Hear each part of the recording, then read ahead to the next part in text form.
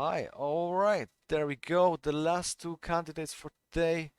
Uh, Welcome, Jim Halescott. Jim, good morning. How are you doing? I know it's very Uh, early for you. yes, good morning from the base of Mount Fuji. It's almost 6:15 in the morning here. I've dragged myself out of bed. Shows my dedication to the game. I dragged myself out of bed, ran to the store to get some breakfast, and I'm here today to have a nice conversation with the community and CCP. Hello, good morning. Hi, wonderful. Right on. So, what would you say? Let's start with some basics. Uh, Talk to us, tell us a little bit more about yourself. What do you do? How do you get involved in the community overall? And also, it would be nice to hear uh, where do you think your expertise lies, and obviously why people should be considering you for the next CSM 16 elections in June. Okay? Okay, so as a lot of people probably know, I'm one of the moderators for the EVE Online Facebook group. I've been heavily involved with the community for a considerable amount of time. I do a lot of role playing, and I like to role play the bad guy quite a lot. And I think a lot of people probably know that I kind of spearheaded the Citadel theft thing back in, I suppose, early 2017, a long time ago. But unlike a lot of the other candidates that we've been seeing over the election for the last few days, who've spoken at length about their in-game achievements and what they do in-game. I've decided not to really bore the audience or CCP with that specifically. And if anybody is actually interested in speaking to me about what I actually do directly in-game, you're more than welcome to speak to me about that at some point in the future. Right now, however, I'm going to be talking about why I believe I deserve one of your votes in CSM 16.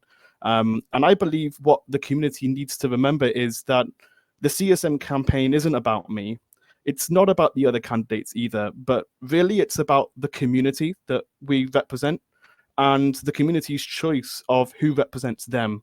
The CSM is about Eve's future, and our personal aspirations as CSM candidates should be only a very small part of why we are running for CSM. We need to remember that the CSM themselves have no actual direct power over the future updates and plans that CCP has for EVE Online. And therefore, the CSM is only really an advisory body of experienced players. We are, and who are willing to set aside the time to assist the community in understanding the reason behind some of the upcoming changes and gathering feedback from the community and communicating that feedback to CCP in an efficient manner so CCP can deliver a fair and balanced game to the entire EVE community. So far, many of the CSM candidates have been describing their tunes and characters in EVE, but not really describing their personality in real life. I believe that since us candidates that will be representing you both in game and out of game as a player base, it seems only fitting to me that you all deserve to learn a little more about me as a person in real life and not so much as a character. A lot of you will probably know that in game, I have a bit of a reputation for gameplay that often others may consider nefarious. Outside of game, however, I am an educator. I work in a school and occasionally a kindergarten. I'm loved by my students. One of my kindergarten students in particular gives me a leaf every morning. It's really adorable. Why? I have no idea, but she gets on the bus and she gives me a leaf. And she doesn't really talk much, but she will. And I've now got this small collection of leaves in my desk at work. It's the cutest thing in the world. And my point is, how can someone be as loathsome as I am in Eve, but also kind, gentle, and loved by his students in real life? As I've said in the past on the Facebook group and in Discord channels to most people that have met me, I merely role play the bad guy in game and on the Facebook group, but I'm honestly a big teddy bear in real life. That being said, I regard the CSM as something which is out of game, and therefore it will receive the attention and seriousness that it deserves. I don't view the CSM position as a bit of fun or even as a holiday to Iceland. I view the CSM position as a serious placement of trust from the EVE community. Being a member of the CSM bears with it the weight of responsibility and trust from the player base, and I believe that I have what it takes to make a positive difference for you as a player and for CCP as a company. I bring something different to the table than my opponents. I'm not backed by any major null block wormhole group or low sec group or any high sec group. My focus is not all in one area of the game, but rather my focus is on the overall health and longevity of the game. Through my work as a mod on the Facebook group, I have become a member of this community that actively engages and listens to the community at large. I think those qualities are very important to have when you're running for the CSM. I'm not going to hermit away and disappear. I'm here to work. I'm here to listen to the community feedback and improve the game. I want to be able to log in the future and see the player count flourishing like it did back in the early 2010s when we had nearly 50 to 60,000 people online at any one time. And I think really over the last maybe 5 to 6 years, we've seen that number decrease, really ever since, weirdly enough, since the introduction of the upwell structures. And I'm not entirely sure why the player count has dropped so significantly since they've been introduced. But regardless of that, I think that we can do better to attract more people into the game and keep them. And I think that's one of my main goals for running on the CSM, is to make the game fairer, to make the game more interesting, to add more content to the game, especially a lot of niche content which people can get into, which is somewhat more difficult to get into, but something which is more interesting to get into rather than the normal stuff that the large majority of people do in the game. And I really think that we can do better as a community and as a video game, and that's what I would like to see going forward.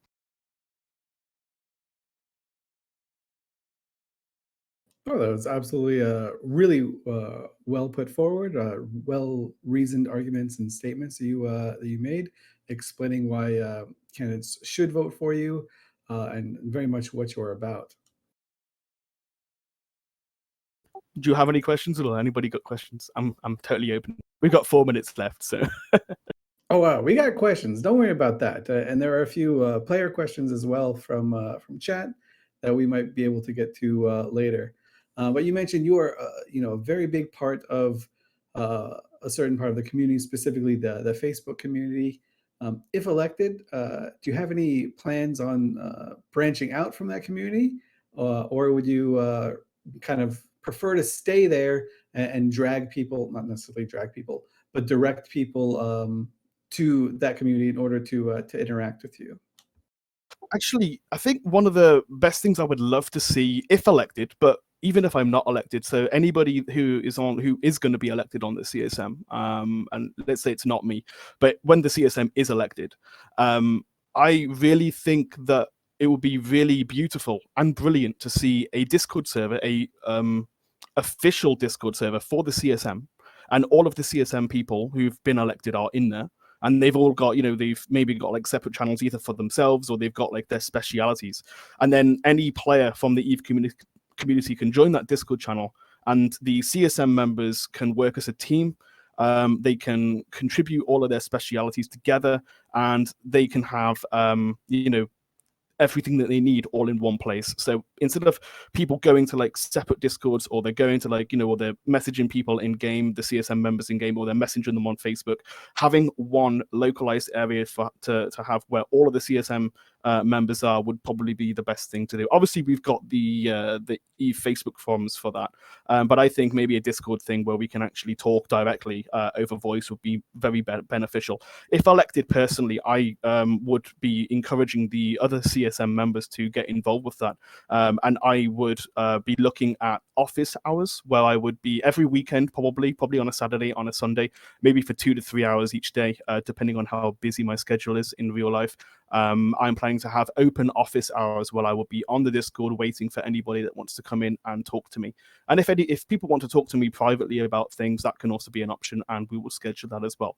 But I do believe having a localized area where all of the CSM candidates, all of the CSM members getting together and working together as a team would probably be the best thing for the community and the game long term.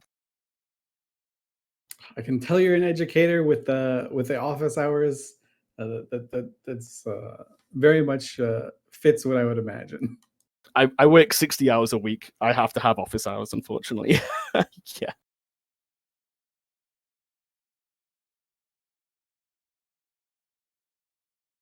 So you mentioned that you have like a very well-rounded view of the game, and that you kind of wish to represent the game itself rather than one specific area. But that aside, do you think you have a certain expertise within the game that you could bring to the CSM that maybe is a blind spot on CSM 15 or CSMs in the past? So I think my expertise, which I've been doing really for the last 3 to 4 years, has been connecting different mechanics within the game, which are not directly related to each other, and mixing them together to create something new or something niche. So, for example, when the cargo drop was added to Upworld structures, the cargo drop exists. If for people that don't know, the cargo drop exists. If you were to warp over to an Upworld structure now and just right click, and then right at the bottom there's like cargo drop, you can access this if the structure is public or not public. So even if you don't have access to dock there, you can still access this, and you can drop assets inside. So you can drop anything inside. So from your cargo into the structure. But when the structure inevitably blows up or unanchors, or when it goes into abandoned mode or anything like that, you get notifications because you've got assets inside. So I was actually using that information from the notifications that I was getting after essentially seeding every single structure in the large majority of the game, over 90% of the game. I had put one titanium in every structure.